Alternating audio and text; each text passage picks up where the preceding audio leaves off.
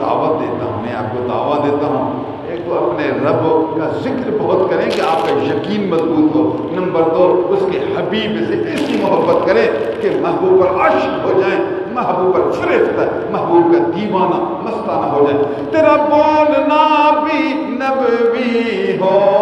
تیرا دیکھنا بھی نبوی ہو، تیرا سننا بھی اسلامی ہو، تیرا پکڑنا بھی اسلامی ہو، تیرا چلنا بیٹھنا بھی قرآن کے موافق ہو، تیری صورت بھی نبوی ہو، تیری سیرت بھی نبوی ہو،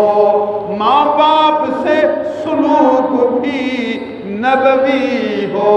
بیوی بچوں سے سلوک بھی نبوی ہو،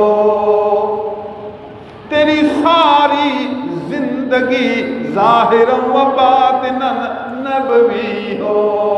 تیری عبادت نبوی ہو، تیری معاشرت نبوی ہو، تیری معاملت نبوی ہو، تیری عقیدت نبوی ہو، تیرا ظاہر نبوی ہو، تیرا باطن نبوی ہو، سر تا پا ذرا ذرا نبوی ہو۔ تو اس کا امتی ہے، تو اس کا عاشق ہے۔ شیطانی، یہودی، عیسائی، ہندو والی شکل کیوں، ہندو والی صورت کیوں، ہندو والی سیرت کیوں؟